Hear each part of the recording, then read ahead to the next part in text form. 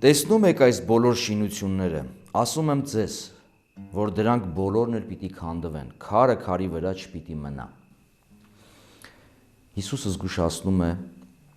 տաճարի վերահաս կործանման մասին։ Ի պատասխան առաքյալների այն հիացական անդրադարձի, որ դիմելով Հիսուսին ասում են. տեսնում ես վարդապետ, ինչ գեղեցիկ քարեր են, ինչ հոյակապ շինություն է։ Տաճարը այդ ժամանակ արդեն մոտենում էր իր վերակառուցման շրջափուլի ավարտին եւ ոչինչ խնայված չէր, հատկապես ոսկու առումով։ Եվ Հիսուս ցույց է տալիս, որ մարդկային ստեղծագործության ինչպիսի նվաճում էլ որ արձանագրվի, միևնույն է, կարող է հարատև չլինել։ Բայց փորձենք հասկանալ աշակերտները ինչու են այսպես հիացական եւ ինչու է Հիսուս այս զգուշացումը տալիս իրենց։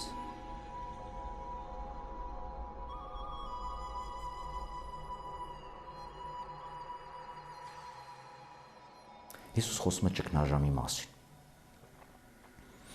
բացատրելով, որտեղ տաճարի կործանումը աղետ է, երբ որ հոգևոր շենքը փլուզվում է, դա արդեն խոսում է համատարած աղետի մասին։ Եվ ներկայացնում է մի կողմից այդ աղետը հակամարտությունների տեսքով, հիվանդությունների տեսքով, մարդածին եւ բնածին պատահարների տեսքով, եւ մյուս կողմից Հիսուս ներկայացնում է այն հալածանքը, որ գալու է եկեղեցու վրա, առաքյալների, իր հետևորդների, հավատացյալների հալածանք, որը լինելու է եւ արտաքին միջավայրից եւ ներսից։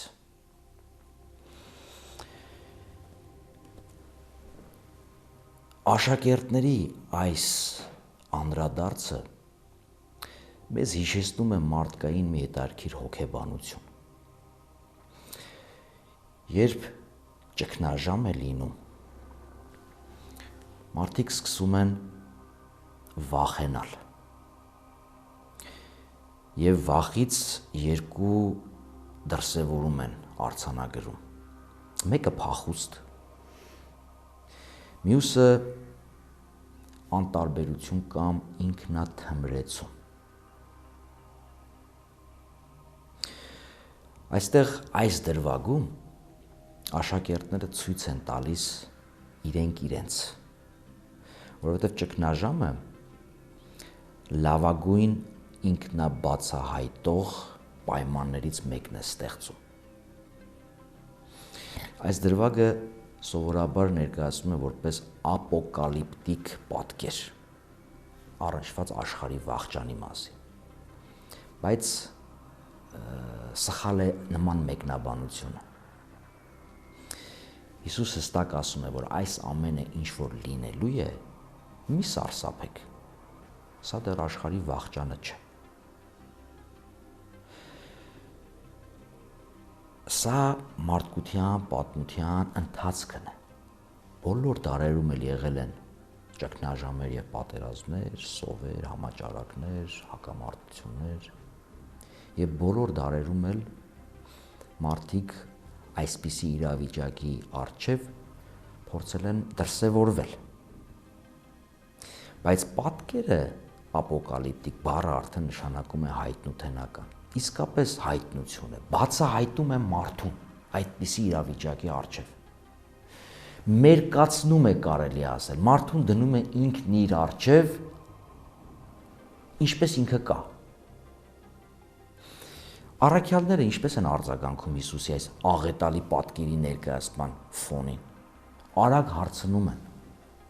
երբ է լինելու սա եւ ինչ ուղեկցող նշաններ են լինելու, որպեսզի հասկանանք ինչու։ Փախչելու համար, ազատվելու համար, փրկվելու համար։ Այսպիսի պայմաններում սովորաբար մարդու մոտ դրսևորվում է վախկոտության եւ եսակենտրոնության պաշտպանություն է, դա ինքնապաշտպանություն է։ Արագ ինքն իրեն եւ իր ընտանիքին փրկելու այդ իմպուլսն է առաջ գալիս եւ շատ քչերն են, որ մտածում են ընդհանուր բարօրության մասին։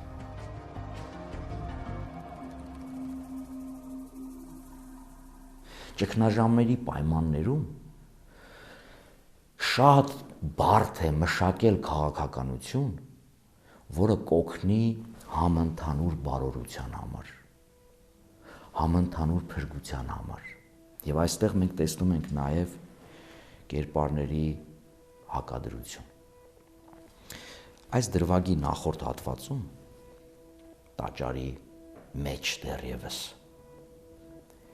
Հիսուս աշակերտների ուշադրությունն է հրավիրում մի շատ գողտրիկ դրվագ։ Տաճարի գանձանակն է, բոլոր մարդիկ անցնում եւ ինչ որ նյութական օժանդակություն են, նվիրատվություն են անում,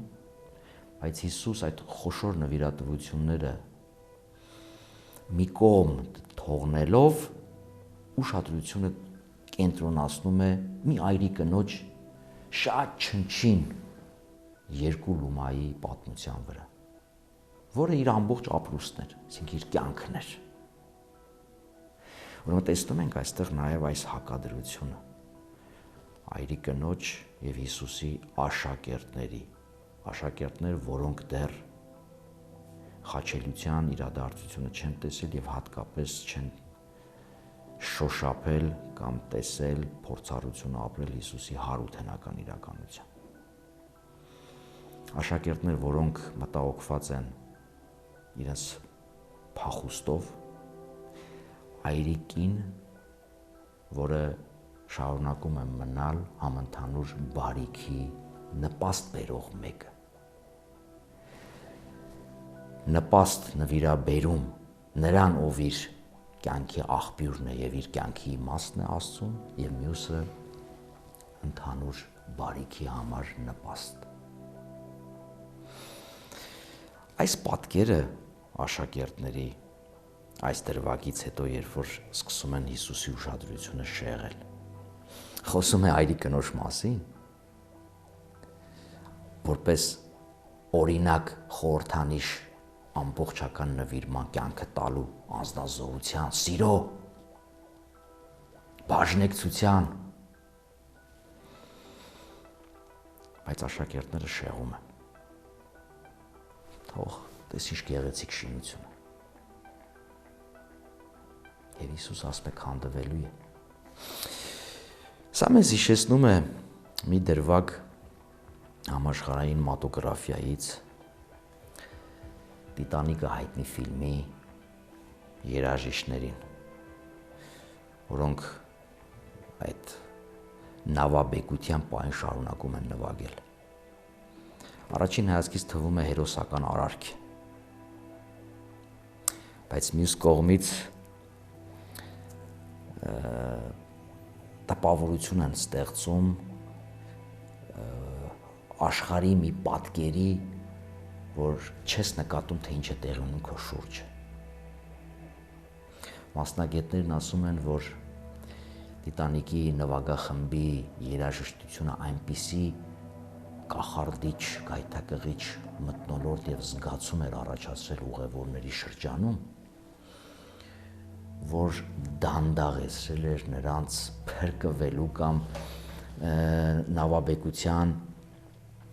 վնասները ավելի մեղմացնելու այդ ձեռնարկները դանդաղեցրել էին, մի տեսակ բթացրել էին,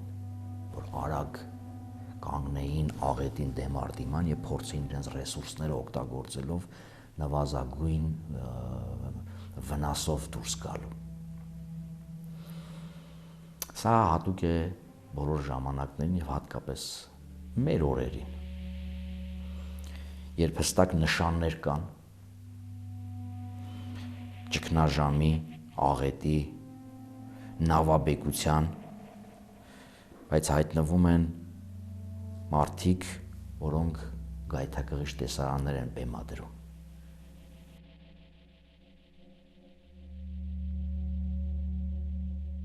Ինչ է առաջարկում Հիսուս։ Հիսուս նախ մեզ զգուշացնում է խաբեությունից։ Ասում է կգան իմ անունով եւ կասեն ես եմ։ Եվ երկրորդ կասեն, որ ժամանակը հասել է։ Տեսեք շատ հետաքրքիր պատկերը։ Ես եմ Աստծո անունն է։ Այսինքն հոգևոր, խորապես հոգևոր թեմա է։ Մի տեսակ աստվածային հոգևոր առանցքի մասին է։ Մյուսը պատմական իրադարձությունների մասին է, պատմության եւ իրադարձությունների։ Կգան մարդիկ, որոնք կասեն, որ իրենք տիրապետում են եւ այս կողմին եւ այն կողմին։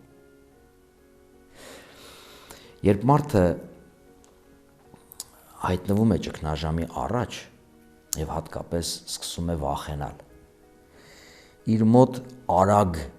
եւ հապճեպ պատասխան ստանալու այդ ցկտումն է առաջանում։ Եվ հայտնվում են մարդիկ, որոնք օգտվում են մեր այս թուլությունից, սկսում են մարգարեություններ անել, մի կողմից սարսափեցնելու, որով նվաճելու մեր միտքն ու հոգին, մյուս կողմից թմրեցնելու, գայթակղիչ, հետաքրքիր, ուրախ թեմաների վրա շեղելով։ Դարեր առաջ Եսայի մարգարեն այս պատկերը ներկայացնում էր իր փորձառությունից ելնելով։ Ասում է ինձ հասարակության մեջ շերտեր կան։ Ժողովուրդ է ասում, բայց հասկանալի է, որ ամբողջականության մեջ ասում է ինձ ստիպում են, որ ես չազդարարեմ։ Ասում են մարգարեացիր ոչ անկեղծ բաներ։ Մարգարեացիր պատրանքներ։ Այսինքն մի վախեցրու մեզ մի կողմից, եւ մյուս կողմից մեզ իրականությունը մի ասա, ապրում ենք, հանգիստ ենք։ Ուրեմն Հիսուս մեզ զգուշացնում է նախ այս խաբեությունից։ Եվ երկրորդը զգուշացնում է, որ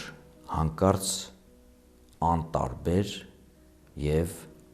փախչելու հակվածություն չունենանք։ Եվ կիրառում եմ մի բառ, որը առաքինություն է, համբերություն։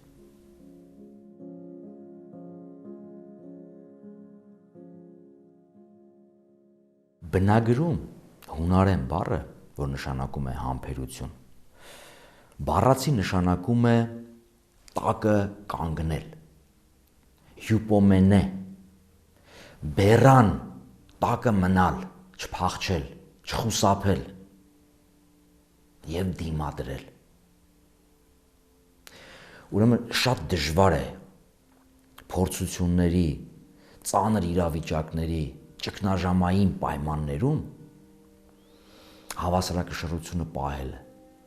բայց մեր հայերեն բառն էլ է մեզ հուշում, թե ինչ պիտի անենք ճգնաժամ, ժամանակ ճիգ գործադրելու, սովորական ժամանակ չէ, ապրելու առօրյայով, սովորական կյանքով, ճիգ է պետք գործադրել, համբերելու եւ դիմադրելու։ Այս հատվածը, որ ավետարանիչները բերում են այստեղ, եւ հատկապես Ղուկաս ավետարանիչը, զգուշացում էր իր համայնքին, որովհետև արդեն Երուսաղեմի տաճարը կործանվել էր եւ մյուս կողմից ծայր էին առել հալածանքները քրիստոնյաների հանդեպ եւ հավանական է, որ արդեն սպանված էին Հակոբոս առաքյալը եւ Ստեփանոս նախավկան։ Եվ սա